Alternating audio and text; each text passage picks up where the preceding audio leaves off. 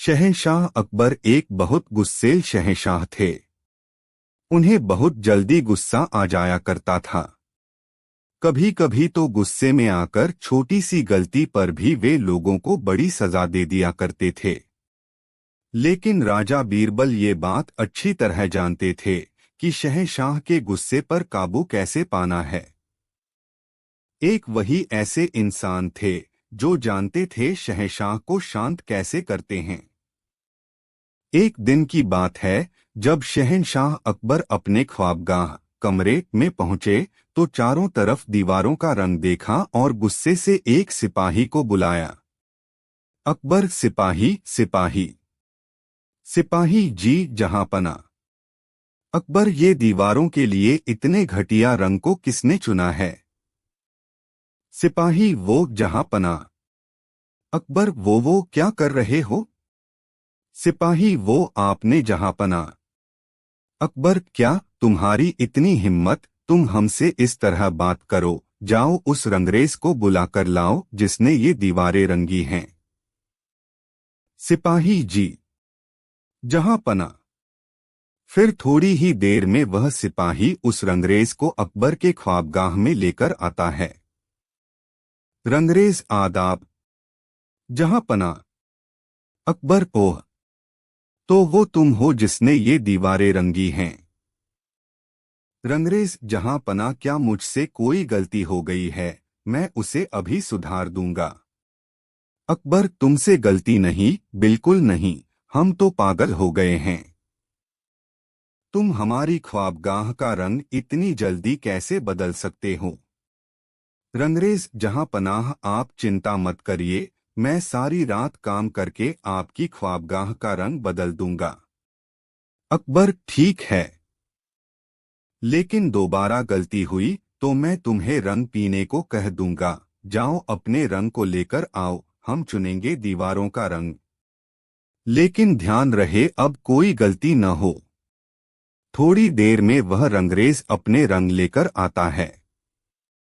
उन रंगों में से एक रंग शहंशाह चुनते हैं। रंगरेज पूरी रात काम करके उन दीवारों का रंग बदलता है, लेकिन फिर भी शहंशाह को उन दीवारों का रंग पसंद नहीं आता है। वह फिर से एक सिपाही को बुलाते हैं।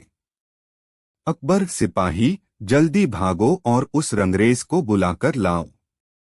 सिपाही बिना कुछ कह जल्दी से भागता हुआ रंगरेज को बुलाने जाता है। रंगरेज, आदाब जहांपना। अकबर, हमारे मना करने के बाद भी इतना घटिया रंग इन दीवारों पर किया है। जाओ अपने रंग लेकर आओ। रंगरेज गहरी सोच में डूबा हुआ अपने रंग लेने जा ही रहा था, तभी वहीं रास्ते में उस रंगरेज की बीरबल से टक्कर हो जाती है। रंगरेज, माफ करें राजा बीरबल। बीरबल, कोई बात नहीं, लेकिन तुम इतने परेशान क्यों हो? रंगरेज सारा वाकया बीरबल को सुनाता है। बीरबल कहते हैं, अगर तुमसे शहंशाह ने रंग पीने को कहा है तो वो तुम्हें रंग जरूर पिलाएंगे। ये बात कहकर बीरबल रंगरेज के कान में कुछ कहते हैं और रंग लाने को कहते हैं। तभी रंगरेज अपने सारे रंग लेकर अकबर के पास जाता है। रंगरेज, लीजिए जहांपनाह सारे रंग। अकबर, अब तुम्हारी सजा ये है, तुम ये रंग पियो और कल तुम्हें इस ख्वाबगाह का रंग बदलना है। रंगरेज, लेकिन जहांपनाह, ठीक है। और रंगरेज उन घड़ों में से एक घड़े का रंग पी लेता है। अकबर, ठीक है, अब तुम जाओ, कल आना। अकबर ने सोचा, आज मैंने उस रंगरेज को रंग पिलाया है, उसकी जरूर तबीयत खराब हो जाएगी, वह कल काम पर भी नहीं आएगा। फिर अगले दिन वह रंगरेज शहंशाह के ख्वाबगाह की दीवारें रंग रहा होता है। तभी उस रंगरेज पर शहंशाह की नजर पड़ती है। शहंशाह हैरान रह जाते हैं और सोचते हैं, मैंने तो इसे कल रंग पिलाया था, पर यह आज काम पर कैसे आ सकता है? उसी वक्त शहंशाह उसके पास जाते हैं। अकबर, अभी तक तुमने दीवारों तक का रंग नहीं उतारा है, बाकी काम कब होगा? हम तुम्हें इसकी सजा देंगे, जाओ अपने रंग लेकर आओ। रंगरेज घबरा जाता है और बीरबल से मिलने जाता है। बीरबल फिर कोई तरकीब उस रंगरेज को बताते हैं और कहते हैं, तुम घबराओ मत, सब ठीक हो जाएगा। रंगरेज अपने रंग लेकर शहंशाह के पास जाता है। रंगरेज, लीजिए जहां पनाह, मैं रंग ले आया हूं। अकबर हूं, आज तुम्हें इन घड़ों में से 2 का रंग पीना है। रंगरेज पहला घड़ा उठाता है और पीने लगता है। शहंशाह उसे रंग पीता देख बहुत हैरान हो जाते हैं और कहते हैं, ठहरो। रंगरेज को रोककर शहंशाह दूसरे घड़े का रंग चखते हैं और कहते हैं, अकबर, क्या ये तो शरबत है। तुम्हारी हिम्मत कैसे हुई हमसे धोखा करने की? तुम्हारी ये जुर्रत, बताओ ये तरकीब तुम्हें किसने बताई, बताओ। तभी उसी समय बीरबल वहां आते हैं और कहते हैं, बीरबल जहां पनाह, ये तरकीब हमने इसे बताई। गुस्ताखी माफ। आपको शांत करने की कोई और तरकीब नहीं थी, इसलिए मैंने ऐसा किया। अकबर जोर से हंसते हैं और कहते हैं, अकबर, हमें पहले ही समझ जाना चाहिए था, इस सब के पीछे कोई और हो ही नहीं सकता। बीरबल, तुम्हें हमारे गुस्से पर काबू पाना बखूबी आता है, लेकिन हमें ये बात समझ नहीं आ रही कि तुम्हें पता कैसे चला कि आज मैं इसे कौन सा रंग पिलाने वाला हूँ। बीरबल, जहां पनाह, मुझे ये नहीं पता था कि आप आज इस रंगरेज को कौन सा रंग पिलाएंगे, इसलिए मैंने रंगरेज से रसोई में से सभी रंगों के शरबत बनाने को कहा। अकबर, वाह बीरबल, बहुत खूब। आज आपने हमारे गुस्से से एक जान बचा ली, पता नहीं हम गुस्से में क्या कर बैठते। जैसा मैं हर बार कहता आया हूँ, आपके जैसा कोई नहीं। अकबर रंगरेज से कहते हैं, तुम्हें सजा तो मिलेगी, तुम हमारी ख्वाबगाह की दीवारों को रंगो और आज शाम की दावत में तुम भी शामिल होगे। रंगरेज, जी जहां पनाह, शुक्रिया जहां पनाह।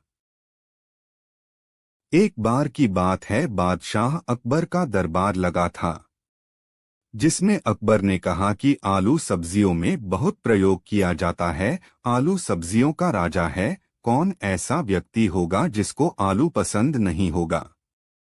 आलू को हम बार बार खा सकते हैं।